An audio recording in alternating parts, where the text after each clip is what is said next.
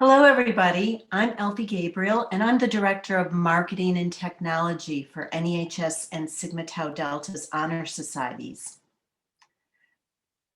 This is our final NEHS webinar on academic honor societies at the college and university level. There'll be time at the end for questions following the presentation, and if you will, type your questions into the chat box. Our esteemed group of panelists will share ideas about the importance of honor societies in higher education. They'll talk about how and where to find information about certified honor societies and how to identify fake honor societies. We'll also talk about the range of honor societies and those that involve English studies, and also how honor memberships can impact a student's graduate school acceptance and potential career. Our panelists today include William C. Johnson. He's the Executive Director of Sigma Tau Delta International English Honor Society, and he's a Distinguished Professor Emeritus from Northern Illinois University. Jeff Hawes is from Sigma Kappa Delta, the two-year English Honor Society. He is the co-chapter advisor at Northeast Alabama Community College. Amy Jo Comerford is the professor of English at Dixie State University, Utah, and she's the far western regent for Sigma Tau Delta. And Kevin Stemler is professor emeritus from Clarion University in Pennsylvania, and he's the former president of Sigma Tau Delta. Now let's begin with Professor Johnson. Leaving one level of school and moving up to another level is always exciting. But it can be very stressful, particularly if you're moving away to a new location. If you are feeling stressed, it's natural. One of the stresses of going away to school is the uncertainty of how you'll fit in the new place. Another is, what if I can't cut it academically? This evening, we're going to give you a brief bit of reassurance. You already have shown that with focus and with discipline, you can cut it. Your having been accepted into NEHS or Sigma Kappa Delta, the two-year honor society in English, demonstrates that you've got what it takes to do this. But what about fitting in? Well, the four of us this evening will speak about a significant way to do this through membership in a college honor society. All the information in our slides will be available to you after our presentation, but the slides may help give shape to what we're saying. Now, first of all, there are two kinds of college honor societies. There are the general ones, and there are the discipline or subject-based ones. The general ones are pretty much what you'll have access to during your freshman and sophomore years, not exclusively, and we'll point that out later, but in general, it's for the freshmen and sophomores. The subject-based ones are a little bit later, when you've chosen a major, and these are in a wide variety of academic disciplines and fields: biology, chemistry, psychology, social sciences, engineering, business, and of course, English. Now, one interesting thing about almost all of these is their names, usually chosen from what we jokingly call Greek alphabet soup. That is, almost all of them have Greek letter names. For practical purposes, these may sound like a typical sorority or fraternity names, but honor societies are not the same as that. Don't worry at all about the Greek names. Once you've selected one of these societies, you'll have no trouble remembering what it is. Another important point is that for the most part, you don't get invited to join the honor societies, the advanced ones, at least until you're beyond your freshman year, and particularly your first semester. So there is time to get settled. There's time to throw yourself into your life in the dormitory and to build up your grade point average. After the first semester, a number of certified general honor societies may be available on your campus. More on this a bit later. Once you've selected your major, usually later in your sophomore year, the map changes. Here's where the discipline or subject-specific ones, like science, math, and English, come into play. In other words, there's time yet to make those decisions.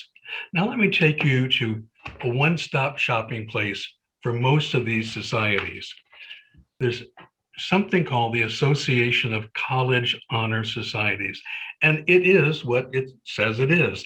This is the gathering of all, this is the only certifying agency for the college honor societies. You'll see on the left side of the page there, the website for it. And again, this will be available to you later on. And this is the home page for it. And I purposely wanted to show you this because if you look at the picture, we've got a drop-down menu there that says for students, and there are the various categories. So when you look at the achshonor.org website, you can go over to students and you get the drop-down menu. And that's really the important thing for you to look at if you're going to be looking at the various honor societies that are available to you now or available to you later on. In the certified honor societies, because not all are certified, but the ones that are certified by ACHS, you can be sure these are the legitimate ones. This is the only certifying agency for college and university honor societies. If you look at that picture on the right, you'll see some of the benefits to being part of one of these honor societies. That one to the very right on the top, financial support. And of course, that's an important one. Once you become a member, you've been accepted in this. You can apply for scholarships, fellowships, grants, the various kinds of funding that the legitimate honor societies make available to you. On the left there, it says the awards, and there are awards for various student awards, writing awards, all sorts of categories depending upon the field or the kind of society that you're going into. A very important one on the left there is recognition. To become part of a national honor society, or in our case, Sigma Tau Delta, an international honor society, gives you a very important more than a piece of paper. It gives you something to put on a resume, a job application, saying that you've really done a good job already. You've cut it and you've been accepted, and this is important. So you want to make sure that the society you go into has that available. Most of them do. Not all of them have publications, such are listed on the bottom. The English Honor Societies, for obvious reasons, the English Honor Societies do have publications. These days, most of these are available online. And if you go to the various Honor Society sites, you'll be able to see the kinds of publications that they have. Some still have them in printed form. Most are going to online publication. Sigma Tau Delta, the four-year college honor society in English, has several publications in which students produce and can show the work that they've done. These are important things too. It's a way for you to use your voice as a student to express yourself in writing in whatever discipline you happen to go into. On programs listed on the right there, seminars, workshops, conferences, many, all the honor societies have some kinds of programs, and they vary in size. A program such as the series of webinars is one of the things that Sigma Tau Delta, Sigma Kappa Delta, NEH, one of the things that we've been doing. But Sigma Tau Delta, for example, has a convention every year, and usually bringing in 1,000 to 1,100 people coming in from all different parts of the world. It's a very exciting kind of thing. Other honor societies do this too, and it's absolutely worth taking advantage of that situation, to be able to present a paper, to be able to get together and meet people in the field that you're studying, or people who are on the same level with you, meet them from around the country, from around the world, and share the experience of college honor societies with others. Now, you may be already getting invitations to join honor societies. And be careful, that's my free advice. Be careful when when you get these. Sometimes they just come out of the blue, and sometimes they are not really worth the you're sending in the $50, $75, $100. Not all of them are legitimate. And the ACHS, Association of College Honor Society website, really gives you a whole list of kinds of things to watch for. You want to make sure that it is a tax exempt organization, and it'll be listed on their website. And if it's not listed, go very cautiously into as you think about whether you should be sending in your money and joining one of these things. I mentioned earlier that most of the ACHS, Association of College Honor Societies, most of them that do allow freshmen in don't allow you in until you've already established a grade point average at that college. And so if somebody says, we'll take you immediately, or we'll take you while you can apply now as a high school senior, be very, very cautious about this. There's one group in particular that is called honorsociety.org. If you get an invitation from that, look very carefully with it. It's not a certified organization. It's not a certified honor society, and you get a paper, and that's about it. The honor societies that are certified in ACHS, the website really has to be clear. We say it's transparent. It's going to show you all sorts of things about that honor society. It'll tell you who the officers are of the society, where it really is located, how you can get in touch with them, and it'll tell you what the membership fee is. I did some searching the other day with a couple of the questionable honor societies. With one of them, I never could figure out, without applying for it myself, I never could figure out how much it was going to cost.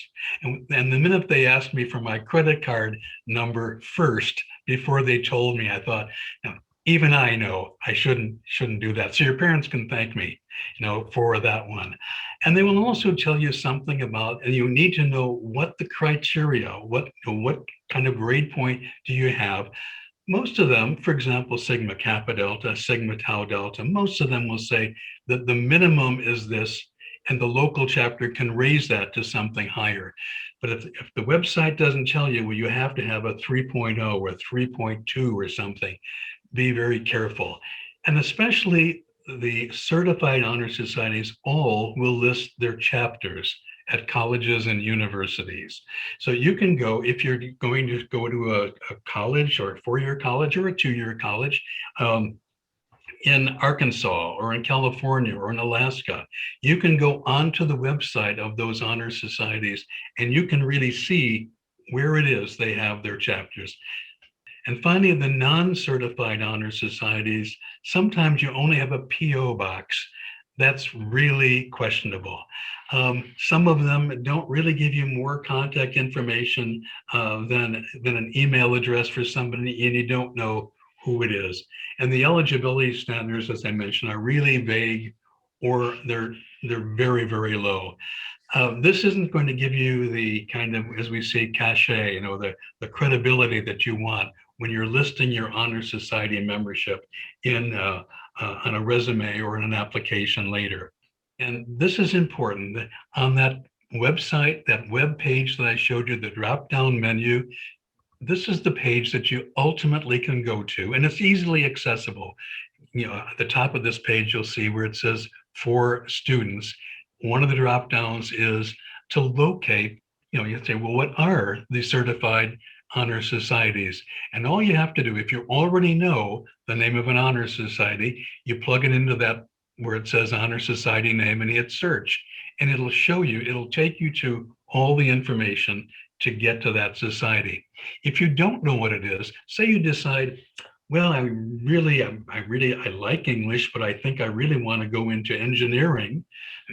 There's that second line there where that cursor is now. You can just plug in biology, or you plug in chemistry or mathematics, and it'll take you to the honor societies certified in that field. If you don't know, and you just want to see the whole list, all you have to do is go to that search button. Don't put anything in the top or the bottom there. Just click on search and it takes you to all of them that are certified. The certified ones are absolutely legitimate. And there are some that are not listed in here that are not part of ACHS that are good ones, but go cautiously when you go into that. And finally, to make it a little bit easier for you, if you're a high school senior right now, or you're leaving your 2-year college and going off to a 4-year college, if you're going into your first year, there are really only about 4 that you really want to look at. And these are available to freshmen. But again, you have to be in school for a little bit, maybe 1 semester. For some, it might be 2. Alpha Lambda Delta, that's part of that Greek alphabet soup. Alpha Lambda Delta, Phi Eta Sigma, Sigma Kappa Delta, National Society of Collegiate Scholars. These are all really, really good. And I really urge you, when you're ready to go off to school, to look into any or all of these. They're worth going into. In all of them, one of the criteria, or one of the opportunities, is for leadership, and that's something you'll want to build up as you move on to farther into your undergraduate work. If you're going in as a sophomore, if you're taking a year off, but you're going in as a sophomore, moving from one school to another, there are 2 that are really, really good. Lambda Sigma is just a general honor society. Phi Theta Kappa isn't a member of the Association of College Honor Societies, but it's quite legit and it's quite big and it's good too. So I can recommend all of those to you. And again, these slides will be available to you, so you've got all this information. I'm going to turn this over now to Jeff Hawes, and he's going to tell you something about Sigma Kappa Delta, the 2-year honor society in English. Thank you, Bill. It's good to be with you all tonight, and it's such an honor for me to be able to share a little bit more about Sigma Kappa Delta, an organization that I have been deeply rooted in for many years. I now serve as the co-sponsor of the Epsilon Alpha chapter at Northeast Alabama Community College in Rainsville. But before then, I was a student officer when I was a college student at Northeast many years ago.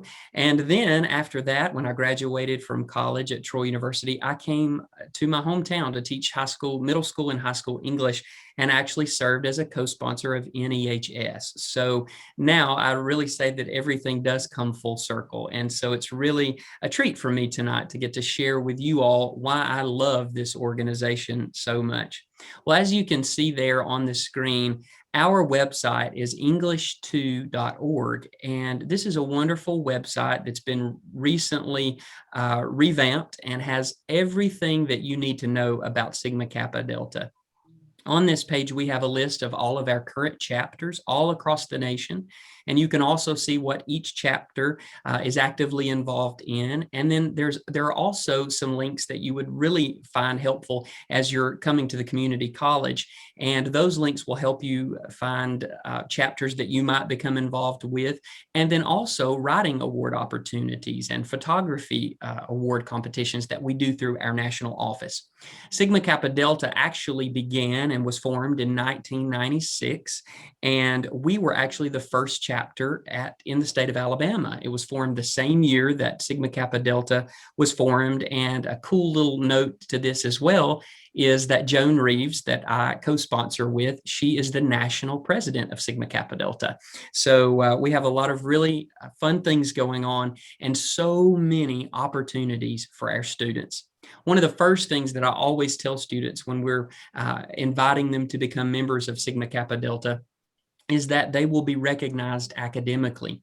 We are approaching graduation season, and so my office has been busy all week with students who are purchasing their honor cords. If you are a member of Sigma Kappa Delta, you do receive a green and gold, just really pretty honor cord that you will wear at your graduation. And then you will also have the Sigma Kappa Delta seal placed on your diploma from your community college. And then also it is noted on your transcript that you are an active member of Sigma Kappa Delta. And one of the things that students always wants to know about is how can we make money? How can we earn money? And Sigma Kappa Delta gives several scholarships every year. And one of those scholarships is a $1,000 transfer scholarship for an English major. And then the national office also gives 4 scholarships, each in the amount of $750. So you could earn a lot of money when you go away to the 4-year college from Sigma Kappa Delta. Another thing I want to mention is most of our students love writing. They're either writers themselves or they enjoy it. And so we have the National Sigma Kappa Delta Writing Awards. It takes place every year in the month of November, and students can compete in fiction, poetry, literary analysis, and personal essay. So our students submit those works, and then they're judged by a panel. And then every year at the Sigma Tau Delta convention, we give those awards away, many of which include a monetary gift as well.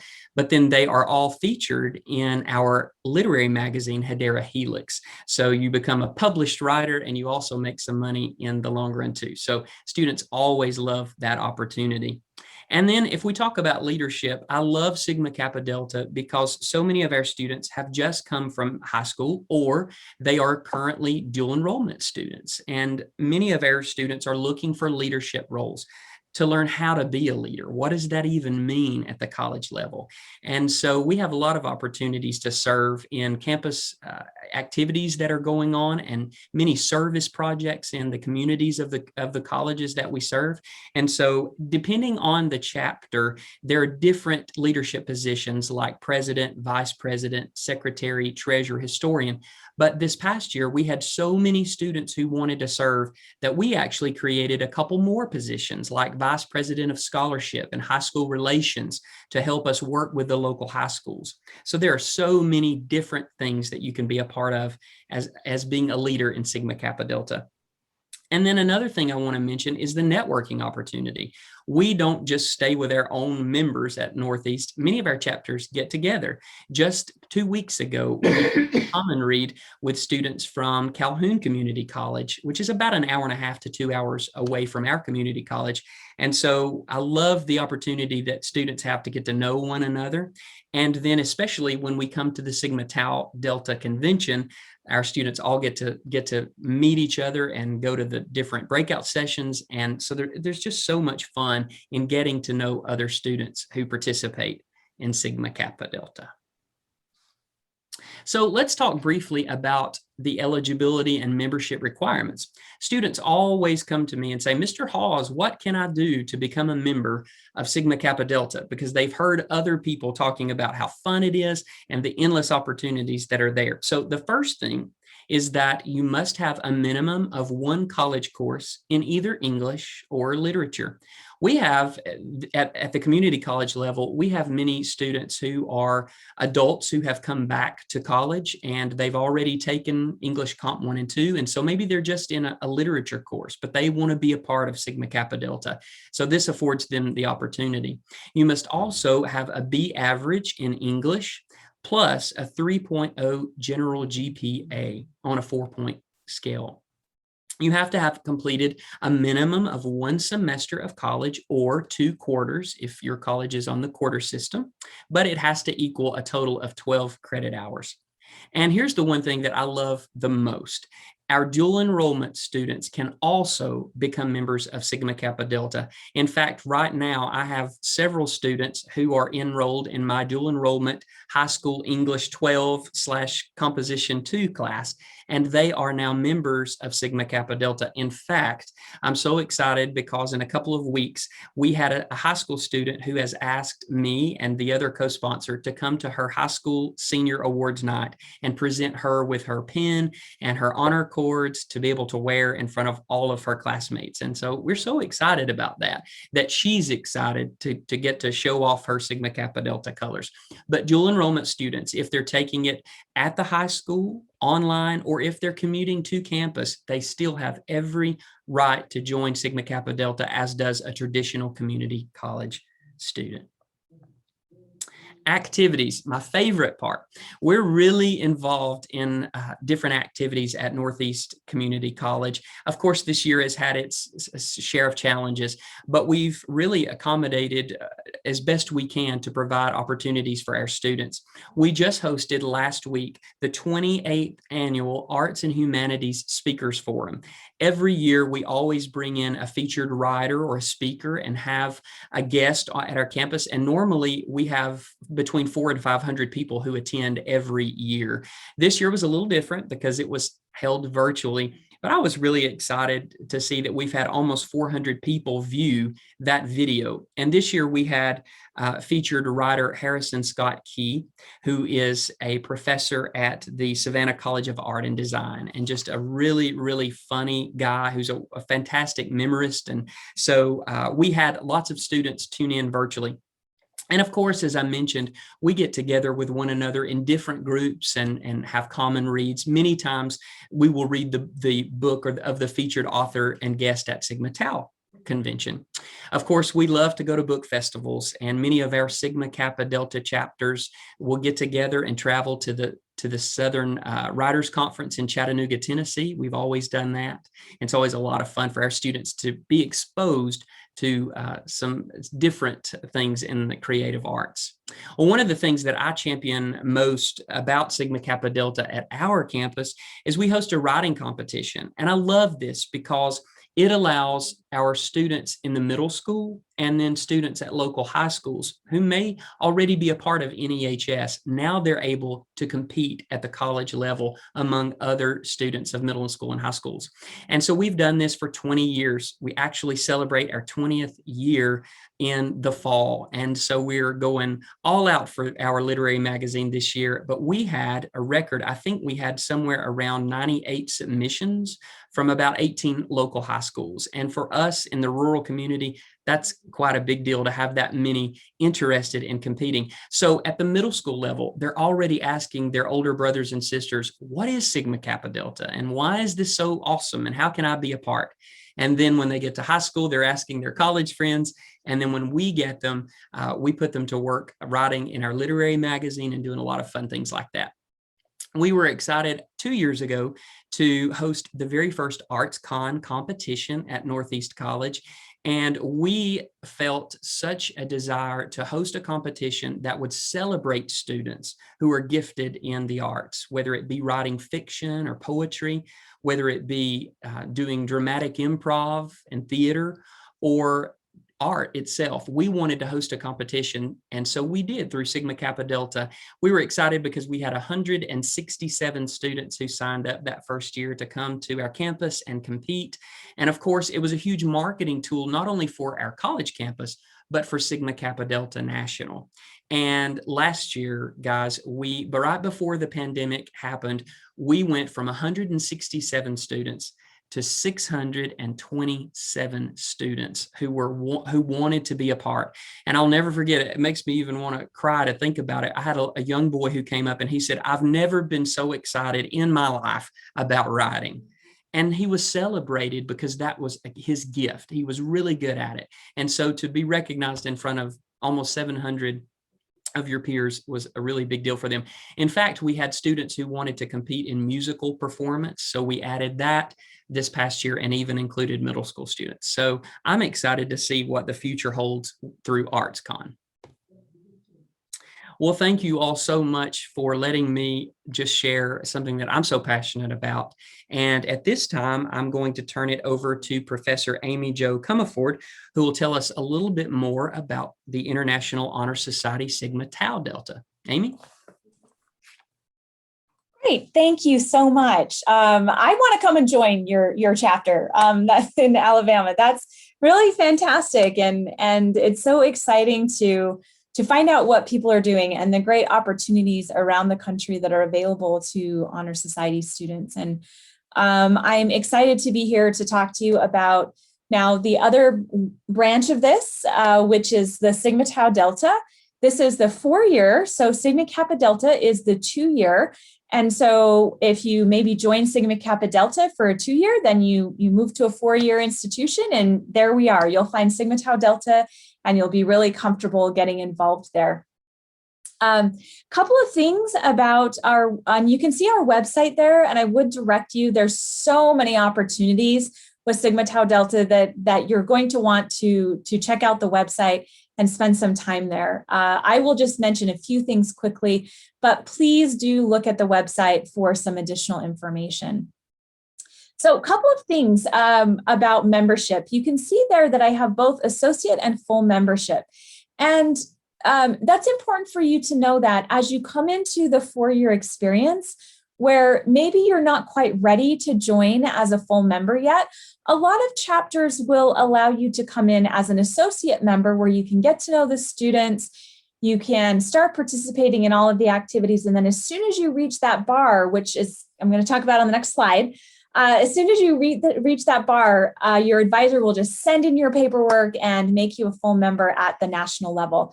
But don't be afraid to contact the advisor once you get to your institution and you know they have Sigma Tau Delta. Contact the advisor immediately and get involved in the chapter. I know I do that, and it's something that I really appreciate because that way I get to have people in the group for more than just a year or two. And so make sure that you get involved there at that level too. Leadership opportunities that you just learned about at the Sigma Kappa Delta level, we also have at the Sigma Tau Delta level, both at the chapter and also at the National Society level.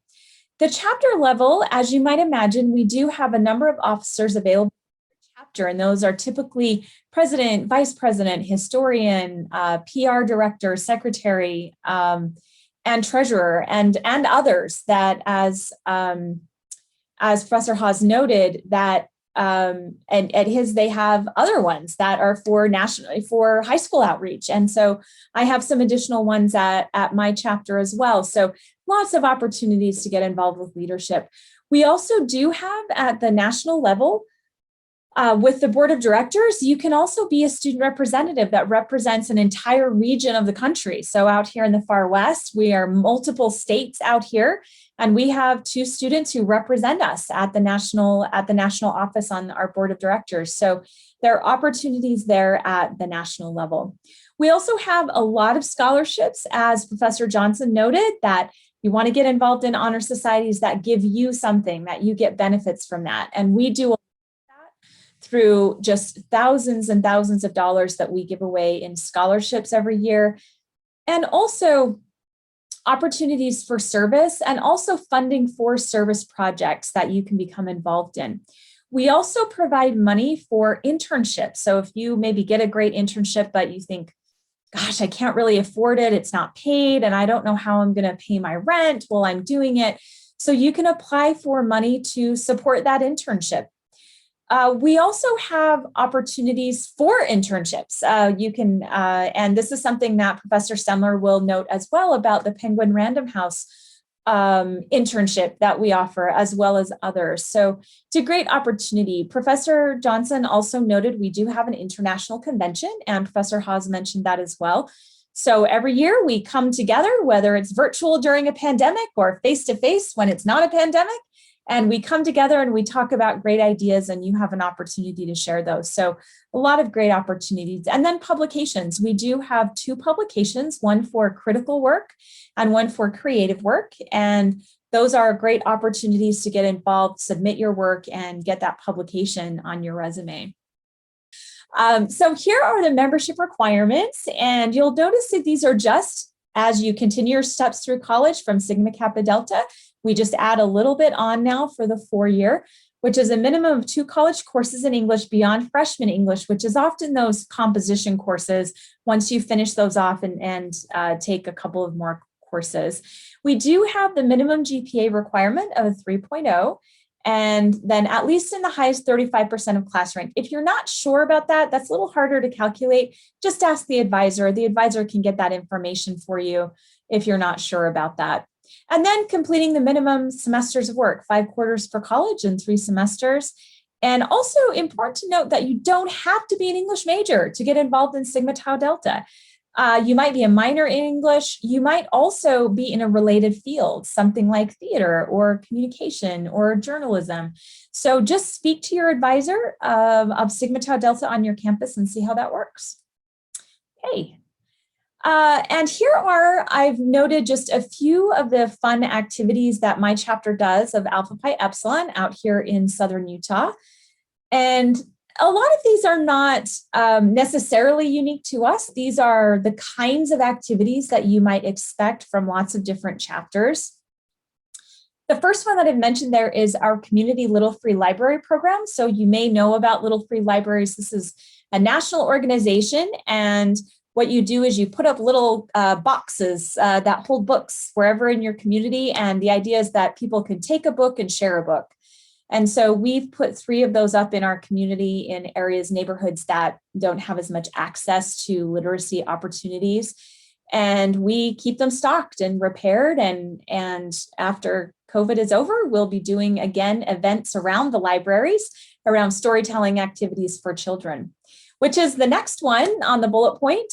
Due to COVID, we moved our community storytime event that we host with the English department on an annual basis. We moved it online. And so we established a storytelling YouTube channel for parents and children with our membership. Some of them even dressed up to tell the stories, their favorite children's stories. And in multiple languages, we had Arabic and German, French and ASL and Chinese, lots of different languages that folks were sharing their favorite stories.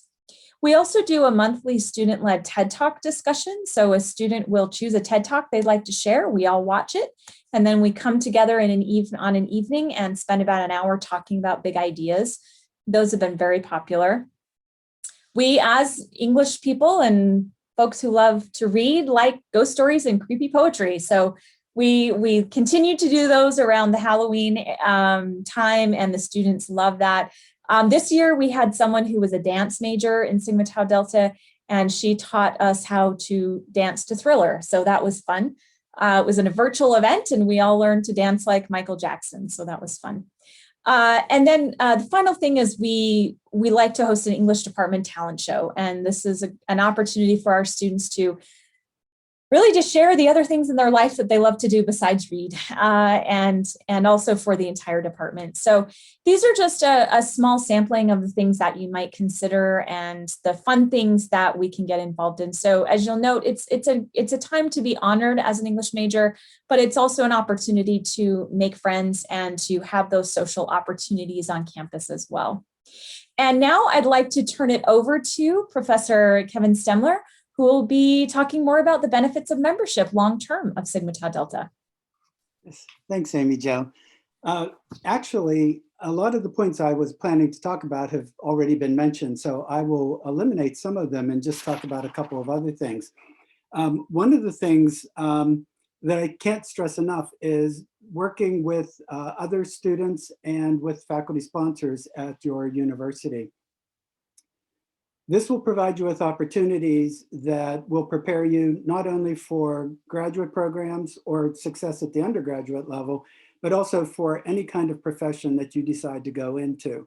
And even though we always encourage you to be considering leadership positions, as both Jeff and Amy Jo have talked about, the important thing is whether you're a leader in a officer's role or whether you're just an active member, they're equally important. And in both cases, what we encourage is for you to be as active as possible in your chapter.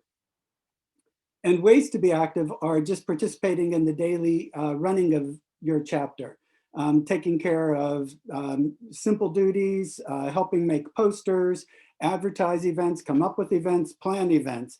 Maybe it's planning a cultural trip off of campus into the nearest city or to another chapter at a different university.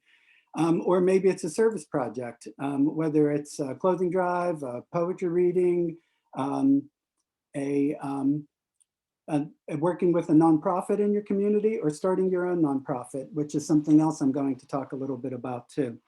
Regardless, the reason I mention all of this as being important is because the closer you work with a faculty member and with other students, the more opportunities you will have to draw on each other's experiences. So for a faculty member, when it comes time to write a student a letter of recommendation, whether it's for a job for the summer, a job for entering a profession or a letter for a graduate school application, we know you better than anybody else that you'll ever work with at the university. And that's a real advantage because we can personalize a letter. My letters of recommendation run 2 to 3 pages long instead of a simple paragraph because I have so much I can say about my students. So I can literally sell their best skills and leadership qualities simply because I worked with them when I was a faculty sponsor. So it's easy to do this because we are all in the same boat. We all are there because we want to celebrate language and literature and writing and all of the great things that everybody else already spoke about. But one of the things I want to also emphasize is that when you go to the annual convention, it's an experience where it's one thing to fit in on your own campus as an English major or as somebody who's not an English major, but interested in the English profession. But it's another thing when you get to convention, you realize that there are 1,100 people just like you who are sharing your same interests and your same similar experiences. And you feel that sense of belonging that you just don't get anywhere else.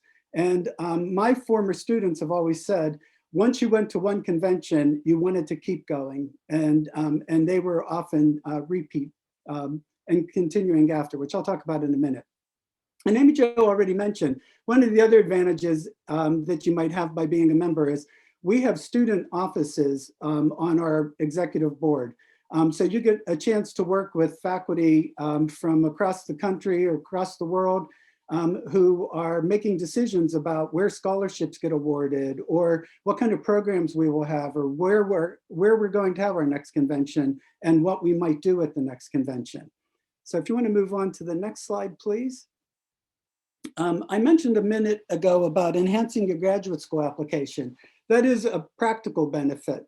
But one of the things that I would like to add to that is if you're a member at the undergraduate level and you move on into a graduate program, if that school has a chapter already of Sigma Tau Delta, you automatically can join their chapter and represent them. So you'll continue to go to convention as a student member, even if it is as a graduate student member. You're still eligible to present, to receive scholarships, awards, all sorts of things. And this is where the Sigma Kappa Delta and Sigma Tau Delta thing builds on each other because then it continues into graduate school as well. The other thing, if you choose not to continue, you may continue to attend convention as a member of our alumni Epsilon chapter. We have very active alumni members, and this is comprised of people who came as undergraduates or maybe as graduates too, and loved the experience so much that they continue to write papers and write poetry and short stories and essays and submit them for presentation at convention. So we have a very active alumni chapter who do all sorts of great things at convention. One of the other things I want to mention then is this last point about opportunities to serve in other nonprofits. The projects that you saw the other faculty members present on are unique to their campuses and similar to what happens at every campus at a 2-year or 4-year college. We all try and find service projects or departmental projects that work for us. That mean that we can do something as a group to engage intellectually or entertainment-wise, to enjoy each other's company and to help further the mission of Sigma Tau Delta, which is to celebrate literacy in every form. On my campus, we had for 20 years an event we called the Reading for the Cure. And we worked with the local chapter of the Susan G. Komen Foundation. And we were, as a result of it, official sponsors for the yearly Race for the Cure in Pittsburgh, which was the closest city to us. And my students in that 20-year period raised over $100,000 by reading poetry. And that's something that we always thought was really pretty funny. We were in a very small rural community, like Jeff had mentioned. It wasn't a rich community, and yet we had this great experience that every year we built more and more on our audience and our alumni members. And so it was an evening of poetry and music and food and celebration. What that experience alone did was, along with many other service opportunities that we gave our students, it gave my students opportunities to work in nonprofits. And as a result, upon graduation, a lot of them did continue to work in nonprofits for their careers. Some of them used that experience of working on this service project for, one of my students, Caitlin, used it as a project for her honors project. And then she took that with her into graduate school and built on it and turned it into a PhD project, which will eventually lead to a career for her. And a lot of my other students that I worked with were able to take the experiences that they had there and help reach back and bring forth other students that they met in the process of planning or attending, even as graduates, the Reading for the Cure event. So as a result, a lot of my former students have helped each other find jobs in many professions, whether it's healthcare, human resources, media, all sorts of areas. Because the truth is, a degree in English can get you a job in anything, maybe not as a math teacher, but pretty much in any other field, whether it's law, media, as a newscaster, working in IT, anything, because to be an English major means that you have particular skills that allow you to figure out how to solve problems, or especially how to work well with others. So that little note that was on your report card in elementary school about working well with others really carries with you for the rest of your life. That will mark you, by the way. And so I guess I wanted to end by saying that these kinds of relationships are part of the benefit. So in working with really great students, upon graduation, I kept in touch with them. One of my former students, Brenda, she worked at Penguin, and she's the person who helped me work with Sigma Tau Delta to set up the Penguin internship program. Some of our former students have gone on to work with the Dolly Parton Imagination Library, and Sigma Tau Delta still now offers an internship with them as well. We have lots of opportunities for scholarships, but these internship programs often lead to careers for many of our students who actually apply for them and receive them. So that's one of the major benefits for me in terms of having been working with Sigma Tau Delta for decades now. And even though I'm a retired professor, I still attend every year. I still go to convention. I see my former students. I see their students. I meet students from chapters that I haven't met before. And I see a lot of the faculty who are not only my friends, but I consider them my family because I've worked with them for so long, and they're all such great people. So those are the things I thought I could share with you today to encourage you to have this really great experience while you're at university. Thank you very much. Well, thank you, everybody. I think that we've all gotten a very good feel of what it is to be in an English Honors Society, both at the 2-year level and at the 4-year level, and really what it can do for us throughout our lives. Now we're going to open up everything for questions. Is there any, you can raise your hand or you can type in the chat here, although I might not see your hand directly. So while we're waiting for the questions, one thing that has often comes up is, how do I find out if my chapter, if there is a chapter at the school that I'm going to? Now, most at the Sigma Tau Delta level, we have about 900 chapters. That means that a lot of the schools that you're going to attend at a 4-year level probably do have a Sigma Tau Delta chapter. The way to find that out is go to english.org, and under the tab called chapters, you'll find a chapter directory. And likewise, under Sigma Kappa Delta, they'd also have at english2.org the same list of chapter directory, which shows where the chapters are at which schools. Okay, okay. So Yes, yes. I think we all have a common shared knowledge of literature. By the way, our panelists, is there anything else you would like to say or comment on in terms of, what each of us have talked about? Kevin? I would, yeah. Actually, the one point I did forget, I talked about students graduating and then taking care of each other and trying to find jobs for each other once one enters a particular field or office, maybe at a school district or at an editing job like my one former student, Therese, did. But one of the things I forgot to mention is because of the kind of involvement I had with working with the service section of Sigma Tau Delta, upon retirement, I started to work with just in the past year, a brand new nonprofit in breast cancer in Pittsburgh here. It's called 412 Thrive. And I was able to bring some of my former students who I knew would be excellent as board members onto this new board. So they're now serving as members of a major nonprofit simply because of the kind of work they did as undergraduates. So you never know where the connections you're making will lead you. It's one of the great things about this group. Absolutely. These are long-term relationships that last into years, right, Kevin? Absolutely. Yes. Okay. Well, if you don't have any more questions, we're going to end up tonight. We did run a little bit longer. Alfie, excuse me. Oh, I'm sorry. I'm just looking at a question that's in the chat from Felicia, who says, it's great to see everyone. I see that Phi Beta Kappa isn't on the list of honor societies in ACHS. So could you mention how that society might be a little different, but still reputable?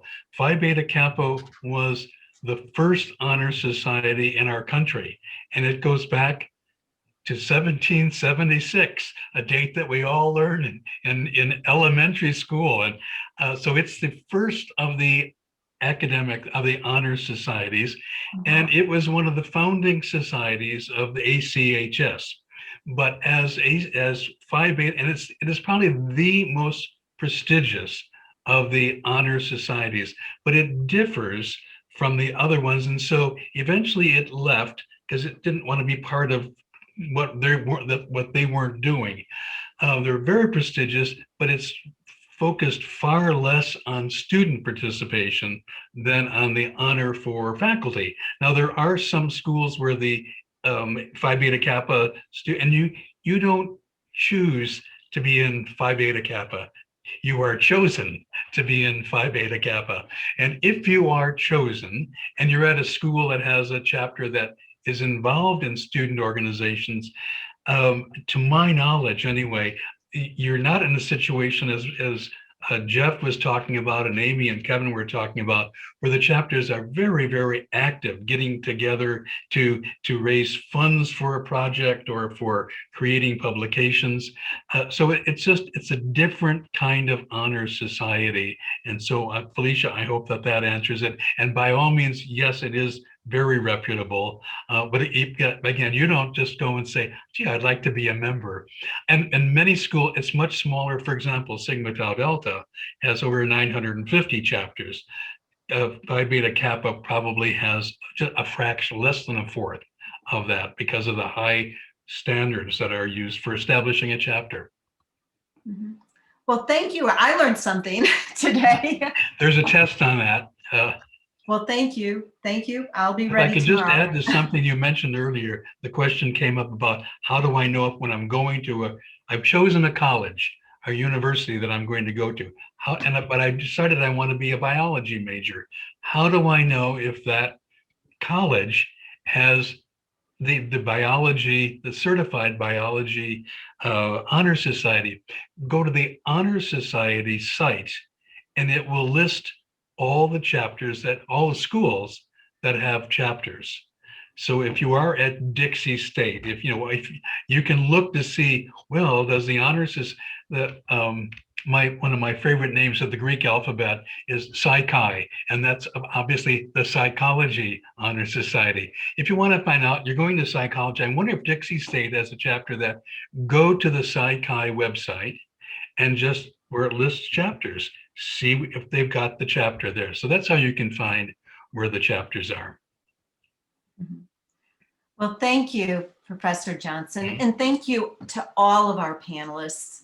I think this has been a very educational and also a really enlightening evening to find out what all the chapter activities you can do, not only on an academic level, but on a pretty fun social level too. Thank you. Have a good night.